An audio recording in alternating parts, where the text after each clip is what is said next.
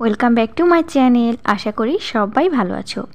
আজকে আমি সকাল সন্ধ্যাতে খুব অল্প টাইমের মধ্যে বানিয়ে নেওয়া যেতে পারে এইরকম একটি ইউনিক ব্রেকফাস্ট শেয়ার করব। এটা পাউরুটি দিয়ে তৈরি করেছি, তবে সম্পূর্ণ ইউনিক। তো এখানে স্লাইস পাউরুটি নিয়েছি, 5-6টা স্লাইস পাউরুটি নিয়েছি। এবার প্রত্যেকটা পাউরুটির ভেতর থেকে মাঝে যে নরম অংশটা আছে সেটা কেটে বাদ দিয়ে দেব। ছুরি দিয়ে কেটে নেব।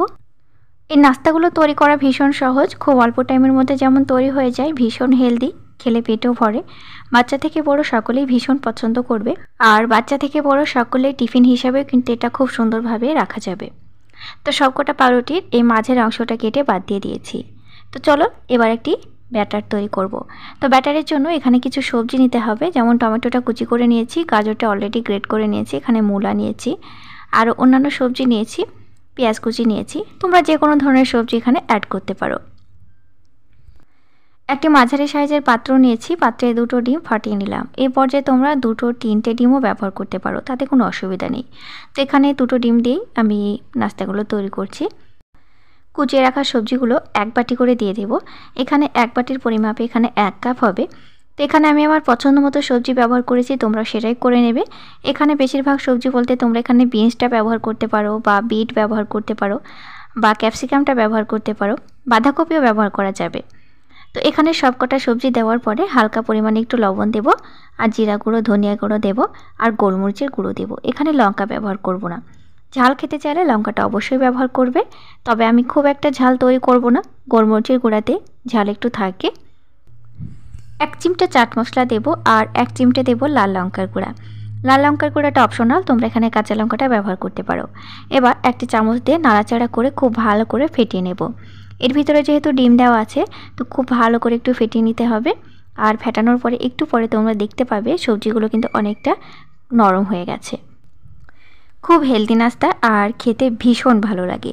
তো এখানে একটি ফ্রাই প্যান বসিয়ে দিয়েছি। ফ্রাই প্যানে আমি দিয়ে দিয়েছি অলিভ অয়েল 2 থেকে 3 ফোঁটা। এখানে অয়েল ফ্রিও বানানো যাবে। 2টো পাউরুটি দিয়ে দিলাম, আর পাউরুটির ভেতরে যে মাঝের যে সাদা অংশটা আছে সেখানে আমি মিক্স সবজিটা দিয়ে দিলাম। এই সবজিটা একটু বেশি করে দিতে হবে, পাউরুটি সমান করে দিতে হবে। আমার সকল বন্ধুদের কাছে রিকোয়েস্ট রইল, যে সকল বন্ধুরা আমার চ্যানেলে নতুন আছো তারা প্লিজ চ্যানেলটি সাবস্ক্রাইব করে দিয়ে অবশ্যই পাশের বেল আইকনটি প্রেস করে রাখবে, যাতে নতুন নতুন রেসিপি ছাড়ার সাথে সাথেই তোমাদের কাছে নোটিফিকেশন চলে যায়। তো এখানে সবটা মিক্সড সবজি দেওয়া হয়ে গেছে, কিছুক্ষণ পরে আমি উল্টে দিচ্ছি। তো দেখো ফ্রেন্ডস, উল্টে দেওয়ার পরে দেখো কত সুন্দরভাবে এখানে ডিম আর সবজির মিশ্রণটা জমে গেছে।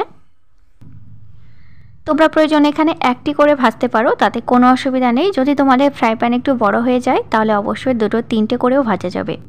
তো এখানে আমি 2টো করে একটু উল্টে পাল্টে ভেজে নিলাম, আর একটি ভেজে তোমাদেরকে দেখিয়ে দিচ্ছি।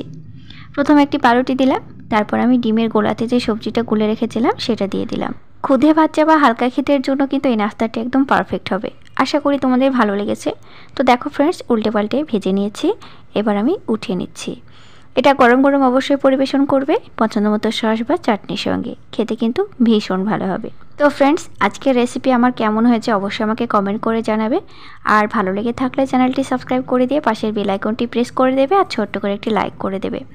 তোমাদের সাথে দেখা হবে নেক্সট কোনো ভিডিও নিয়ে। ততক্ষণ তোমরা ভালো থেকো এবং সুস্থ থেকো। Thank you.